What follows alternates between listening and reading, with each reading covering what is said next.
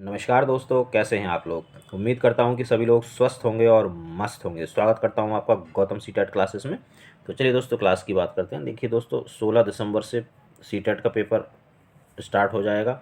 अगर roll number की बात करें तो वो भी आ चुके हैं।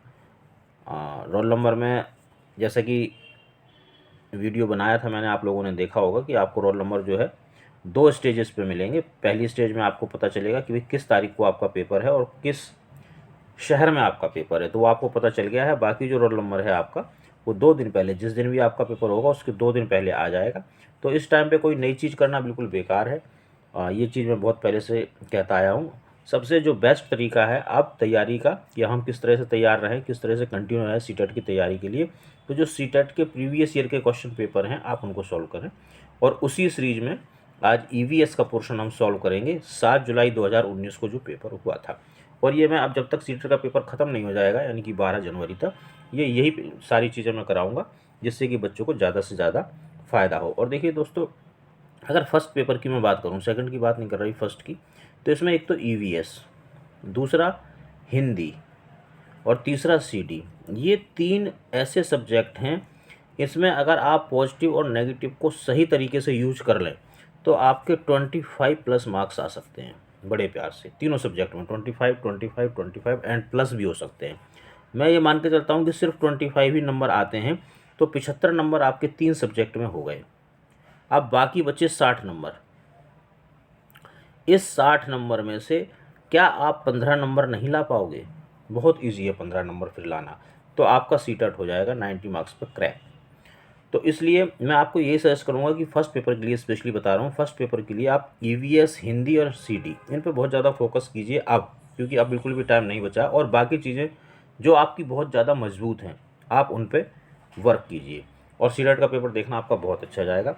दोस्तों, मेरे चैनल से अगर आपको थोड़ी भी मदद मिल रही है सीटेट की तैयारी में, तो प्लीज़ सीटेट के लिए जो गौतम सीटेट क्लासेस चैनल, इसको आप सब्सक्राइब करें और जो नोटिफिकेशन बेल है उसको ऑन कर दें, ताकि आपको सारे नोटिफिकेशंस मिलते रहें। क्योंकि अगर नोटिफिकेशन नहीं मिलेगा तो क्लास छूट जाएगी, और क्लास छूटता है तो फिर बहुत कुछ छूटता है। चलिए स्टार्ट करते हैं आज की क्लास को। सॉरी। चलिए,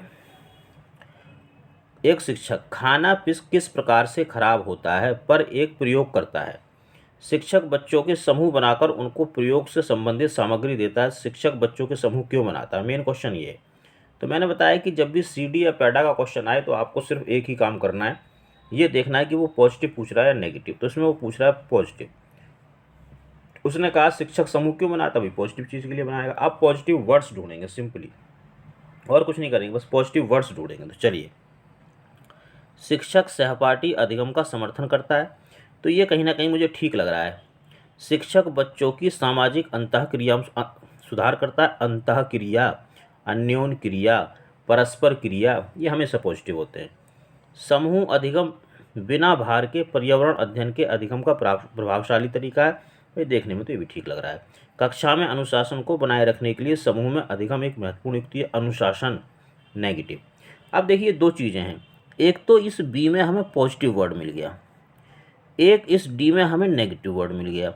तो इसका मतलब ये कि ये तो पक्का होना चाहिए और ये नहीं होना चाहिए, जो ये कूट दे रखे हैं, है ना, इसमें हमें देखना है। तो आप देखिए बी किस किस में है। एक तो बी इसमें है और एक बी इसमें है, ये दोनों तो खत्म हो गए। अब ये देखिए कि डी किस में है, क्योंकि जिसमें डी होगा वो आंसर नहीं होगा। तो भाई देखो, डी इसमें, इसका मतलब ये आंसर नहीं है, तो क्या बचा? बी। इस तरह के प्रश्न इसी तरह से करना जैसे मैं बता रहा हूँ, 100% करेक्ट आंसर आएगा आपका। अगला प्रश्न देखेंगे। निम्नलिखित में से पर्यावरण अध्ययन के आकलन के लिए कौन सा संकेतक नहीं होना चाहिए? कौन सा नहीं होगा भाई? जो नेगेटिव है वो नहीं होगा। तो प्रश्न पूछना पॉजिटिव होता है बाय द स्टूडेंट। न्याय और समानता के प्रति सरोकार, सरोकार पॉजिटिव है। सहभागिता भी लगभग पॉजिटिव सा है। याद करना बिल्कुल नेगेटिव है, यही आंसर कर दो क्योंकि वो नेगेटिव पूछ रहा था। पर्यावरण अध्ययन में शिक्षक के द्वारा बच्चों को स्वयं के आकलन के लिए अवसर देना चाहिए। स्व आकलन क्या है? ये देखो भाई, थोड़ी सी रटने वाली चीज़ है कि स्व आकलन सीखने के समान आकलन होता है। इसमें आप सीख भी रहे होते हैं और साथ साथ अपना आकलन भी कर रहे होते हैं। चलिए अगला प्रश्न देखेंगे। रेटिंग स्केल में कौन सी तकनीक का प्रयोग होता है? तो भाई पॉजिटिव चीज़ का होगा। अब देखिए, ये जो क्वेश्चन है ये थ्योरेटिकल क्वेश्चन है। वैसे तो जो रेटिंग आपकी रेटिंग तकनीक होती है, इसमें तीनों चीज़ों का प्रयोग होता है, अभिविन्यास, अवलोकन, लिखित, जासूसी, सबका, चारों चीज़ों का। लेकिन सबसे जो बेस्ट है वो अवलोकन है। हमारा जो बच्चा है वो छोटा है, 5 से लेकर 10 साल तक का, तो ये बच्चा अवलोकन सबसे ज़्यादा करता है, तो इसी को हम आंसर करेंगे। अगला प्रश्न देखेंगे।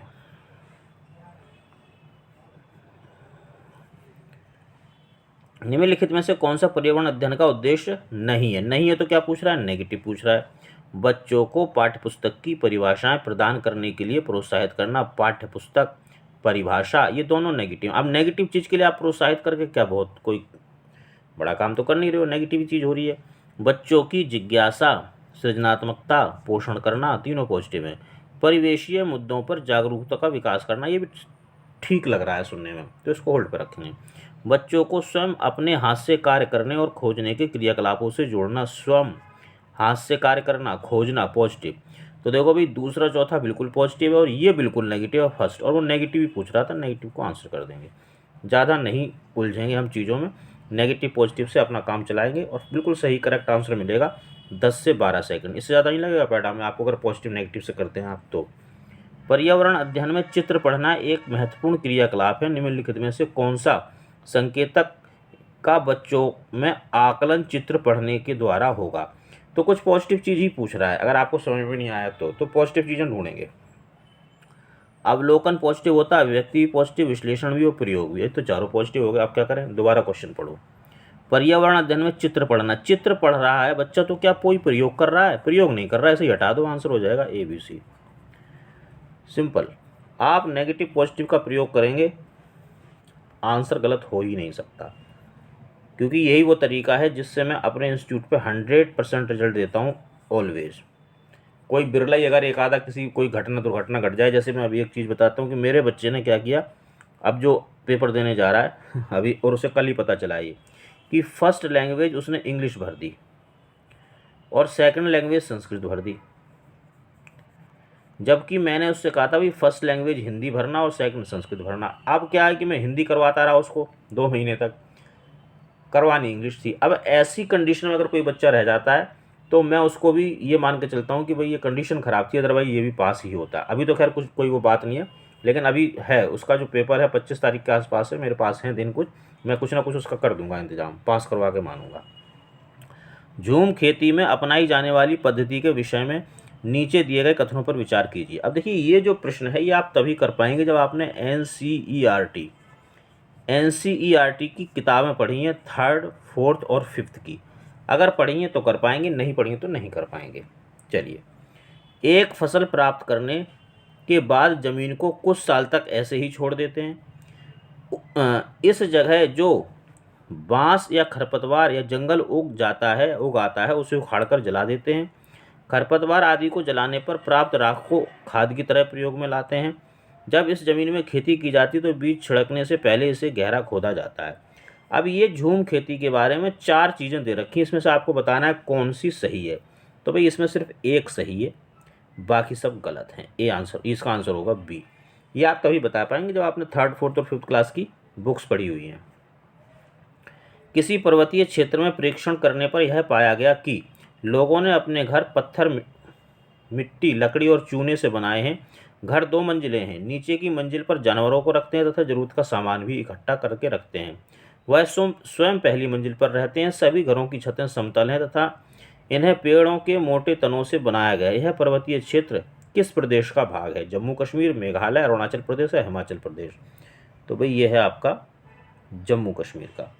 इस क्वेश्चन का आंसर आप तभी बता पाएंगे जब आपने NCERT की बुक्स पढ़ी हुई हैं, नहीं तो बस सुनते रहो क्या हो रहा बस, और तो कुछ में कुछ समझ में आएगा नहीं। आदिवासी हजारों साल पहले से कांसे की चीज़ें बनाते आए हैं। आज भी हमारे घरों में कांसे का प्रयोग होता है। कांसे के विषय में निम्नलिखित में से सही कथन चुनिए। यह कॉपर और टिन का मिश्रण है। यह एल्युमिनियम व तांबे की भांति एक तत्व है। यह पीतल और तांबे का मिश्रण है। यह तांबे, जस्ता और एल्युमिनियम का मिश्रण है। तो ये भी मैं आपको बता रहा हूँ कि आप तभी बता पाएंगे जब आपने पढ़ा होगा। तांबा जो क्या कहते हैं, कांसा जो होता है वो तांबे और टिन का मिश्रण होता है। Answer A। नारियल डली हुई किसी भी करी के साथ उबला हुआ टैपियोका निम्नलिखित में से किस क्षेत्र का प्रिय भोजन है? तमिलनाडु, केरल, पश्चिम या बिहार? सेम सेम वही बात है कि किताबें पढ़ी हैं तो आप तुरंत बता दोगे कि भाई ये केरल की एक डिश है। आमतौर पर यह माना जाता है कि रात को जागने वाले जानवर हर चीज़ को जिस रंग में देखते हैं वे रंग कौन से हैं? काला और सफ़ेद, सीधा सा आंसर। केंचुए को किसानों का मित्र माना जाता है, इसके लिए निम्नलिखित सही कारण बताइए। केंचुए मृत पत्तियों और पौधों को खाते हैं और उनके मल से जमीन उपजाऊ होती है, बिल्कुल सही है। केंचुए खरपतवार खाते हैं जिससे फसल की रक्षा होती है, ये बात गलत है। आगे देखेंगे भाई। केंचुए जमीन में छेद बनाते हैं जिससे जमीन पोली हो जाती है, ये बात सही है। केंचुए द्वारा बनाए गए छेद से जमीन को आसानी से हवा और पानी मिल जाता है, ये बात भी सही है, यानी कि बी ठीक नहीं है, बाकी ए सी डी ठीक है, तो इसी को आंसर करेंगे फोर्थ को। अगला देखेंगे। हमारे देश में मानचित्र में झारखंड कहाँ स्थित है? देखिए ये एक मैप का क्वेश्चन आता है और मैं कई बार बता चुका हूँ कि इसका सिर्फ एक ही तरीका है कि आप मैप खरीद लीजिए और अपने घर में आपके बच्चे हैं, भाई बहन, जो भी छोटे बड़े, मम्मी पापा, किसी के साथ भी मैप के साथ आप पहेलियाँ खेलिए कि भाई चलो आप बताओ ये कहाँ पे, आप बताओ ये कहाँ पे। तो इस तरह से मैप आपको याद हो जाए कौन सा स्थान कहाँ है। जब तक आपको मैप याद नहीं होगा तब तक आप इस प्रश्न का उत्तर नहीं दे पाएंगे। फिलहाल मैं बता देता हूँ, उड़ीसा के उत्तर में है। निम्नलिखित में से पेट्रोलियम से क्या प्राप्त नहीं होता? कोयला, मोम, डीजल, ग्रीस। तो भाई कोयला प्राप्त नहीं होता है, बाकी चीज़ें प्राप्त होती हैं। निम्नलिखित में से त्योहारों के उस समूह को चुनिए जिन्हें पूर्णिमा को मनाया जाता है। तो ये भी भाई अब आपकी जनरल नॉलेज के ऊपर डिपेंड करता है। होली, रक्षाबंधन और गुरु नानक जयंती, आई थिंक यही 3 वो हैं जो कब मनाए जाते हैं? पूर्णिमा को मनाए जाते हैं। दिवाली तो अमावस्या को मनाते हैं, दिवाली अमावस्या को मनाते हैं, तो ये देखो ये तो 2 तो बिल्कुल चले गए। अब इन दोनों में से आपको चूज करना था, तो भाई महाशिवरात्रि पूर्णिमा को नहीं मनाते, सीधी सी बात है। चलिए अगला प्रश्न देखेंगे।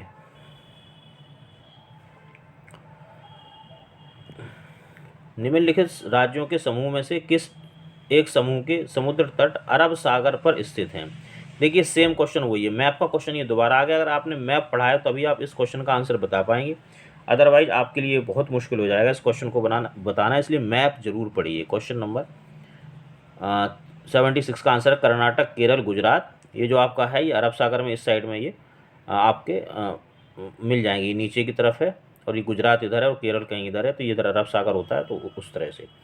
देखिए ये प्रश्न है, मुझे समझ में नहीं आ रहा था आपको कहाँ से कराऊँ। एक्चुअली क्या है कि चलो करवाते हैं, कोशिश करते हैं कि हो जाए। ये दिशा का क्वेश्चन है, एक्चुअली यहाँ पे जगह नहीं होती है। चलिए, आप एक्स पर स्थित हैं, ये रहा एक्स, और आपका विद्यालय वाई पर स्थित है। आपके घर से आपके विद्यालय तक जाने के लिए कोई सीधी सड़क नहीं आता, आप पहले ए पर जाते हैं जो एक्स के ठीक उत्तर में है।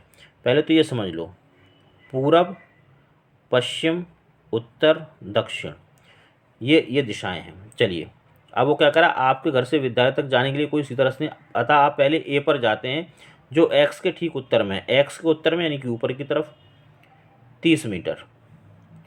फिर आप बी पर जाते हैं जो ए के ठीक पश्चिम में है, ये ए हो गया। आप ए के पश्चिम में, पूरब पश्चिम यानी कि इस साइड में कौन सा बिंदु आएगा यहाँ पे? ये आ गया आपका बी। बी पर जाते हैं जो ए से ठीक पश्चिम में 40 मीटर पे है, ये तो 40 लिख देंगे। फिर आप सी पर जाते हैं जो बी के ठीक उत्तर में है, बी के उत्तर में यानी कि उत्तर ये वाली दिशा है, तो बी के उत्तर में ये रहा उत्तर बी, यहाँ तक आ गए। और अंत में आप वाई पर अपने विद्यालय पहुँचने हैं जो सी के ठीक पश्चिम में है, ये सी, इससे इधर को ये वाई आ गया, ये आपका वाई मिल गया, ये वाला बिंदु। आपको यहाँ जाना था, ये आपका स्कूल था। अब वो कह रहा है विद्यालय के सापेक्ष आपके घर की दिशा क्या है? अब जिसके सापेक्ष पूछा है, विद्यालय के सापेक्ष पूछा है, इसको ऐसे काट दो। अब देखो आपका घर कौन सी दिशा में है, ये पूरब, ये दक्षिण, तो ये दक्षिण पूर्व हो गया। दक्षिण पूर्व है कहीं दक्षिण पूर्व, ये रहा, पहला ही आंसर हो जाएगा इसका। सिंपल सा क्वेश्चन था, इसको थोड़ा करने में टाइम लगता है लेकिन हो जाता है। चलिए ये क्वेश्चन देख लेते हैं, ये भी थोड़ा सा ब्लैक बोर्ड पे हो पाता है पर मैं कोशिश करूँगा। कोई लड़का मडगांव से 30 जून को रेलगाड़ी में सवार हुआ, मडगांव से रेलगाड़ी में सवार हुआ कब? 30 तारीख को। 30 तारीख को सवार हुआ, 9:45 बजे मडगांव से चली। 9:45 का मतलब ये सुबह का 9:45, क्योंकि जो रेलवे की जो घड़ी होती है उसमें 24 घंटे चलते हैं, तो ये 9:45 सुबह का है। मडगांव चली और अगले दिन 30 कब चली थी, 30 जून को। अब जून के बाद देखो जुलाई में आ जाता है तुरंत 30 के बाद, तो 1 जुलाई को 7:15 पर पहुंच गई है। ये भी मॉर्निंग में ही पहुंची है। यदि इस समय अंतराल में रेलगाड़ी द्वारा तय की गई दूरी, ये दूरी है, तो क्या करना है, औसत चाल निकालनी है। चाल क्या होती है, चाल होती है दूरी बटे समय, दूरी बटे समय। अब समय निकालो, 30 तारीख को 9 बजे चली, 9:45 पे। अब देखो भाई, इसको थोड़ा सा हम ये समझ लेते हैं, इस तरह से समझ लो इसको कि ये 9:45 पे नहीं चल, 9:45 पे नहीं, क्या कहते हैं, 9:45 पे चली और 7:45 पे पहुंची। आप ये मान के चलो, और 7:15 पे पहुंची, आप ये मान के चलो कि ये 7:45 पे पहुंची। तो इसका मतलब इसने कितने घंटे लिए, 22 घंटे लिए। क्योंकि अगर ये 9 पर पहुंचती, यानी पौने 10 बजे चली और पौने 10 बजे पहुंचती, 24 घंटे हो जाते, तो 22 घंटे लिए। 22 घंटे में से अब आप कितना टाइम घटाएंगे, क्योंकि यहाँ पे हमने 45 कर लिया, तो आधा घंटा घटा देंगे, तो ये 21.5 घंटे हो जाएगा, आई थिंक 21.5 घंटे। अब टाइम हो गया भाई 21.5 घंटे,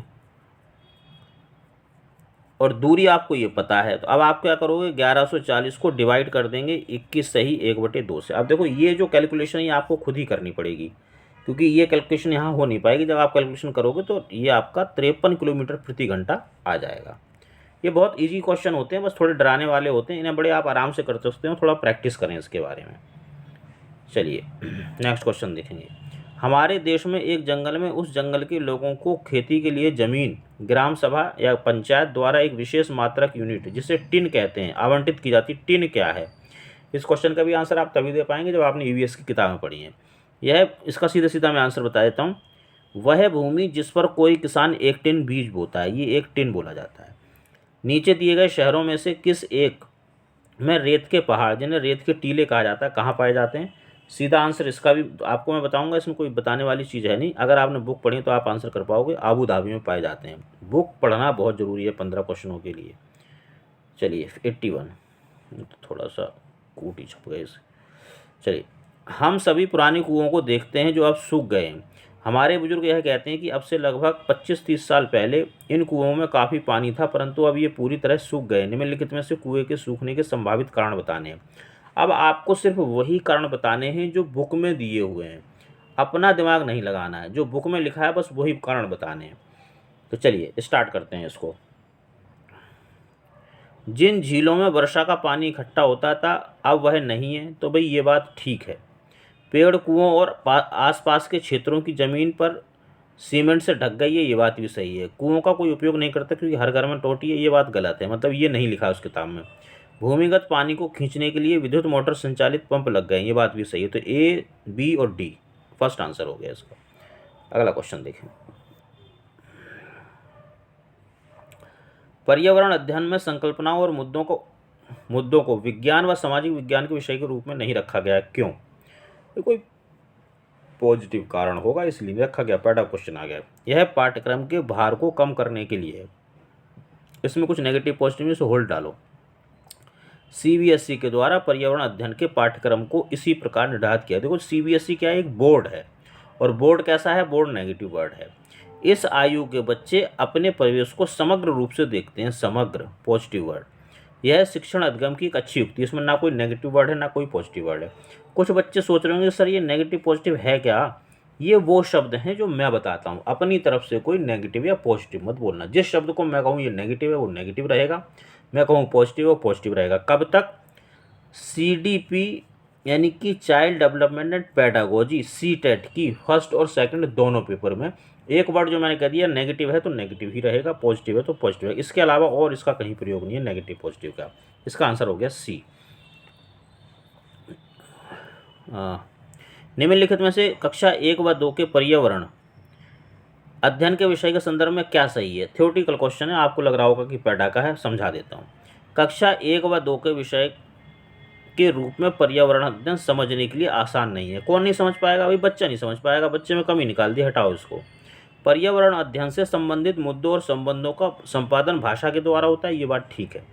पर्यावरण अध्ययन से संबंधित मुद्दों और संबंधों का संपादन भाषा और गणित के माध्यम से होता है, ये और सही है। कक्षा 1 व 2 में पर्यावरण अध्ययन के लिए नए विषय के रूप में प्रस्तुत किया जाता है, गलत है। देखिए पहली और दूसरी क्लास में, इसमें आप देख लेंगे, इसे हटा देता हूँ मैं। देखो पहली व दूसरी क्लास में ईवीएस की बुक नहीं होती है, तो ये कहानी खत्म हो गई।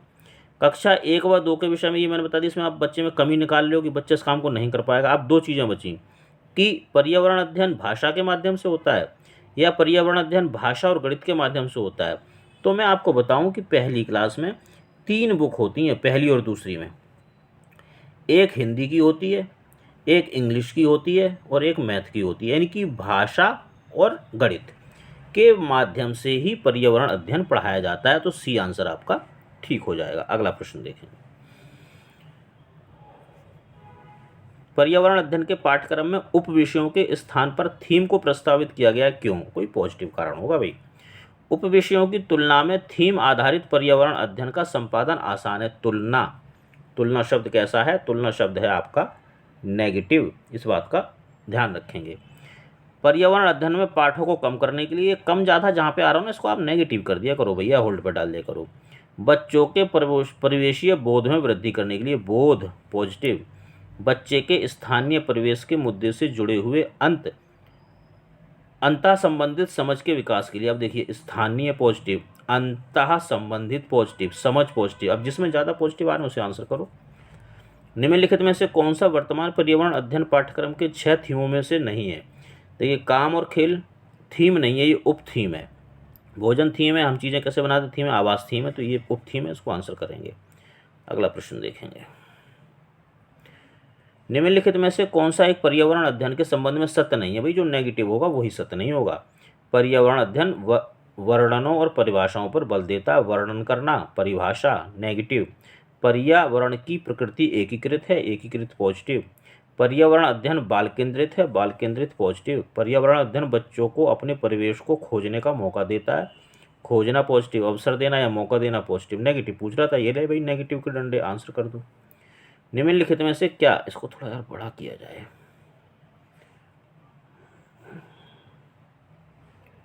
और हो सकता है क्या? चलो, निम्नलिखित में से क्या पर्यावरण अध्ययन में ज्ञान की रचना में बहुत महत्वपूर्ण है? भाई जो पॉजिटिव चीज़ है वही महत्वपूर्ण होगी। तो क्या करेंगे? पॉजिटिव वर्ड्स ढूंढेंगे।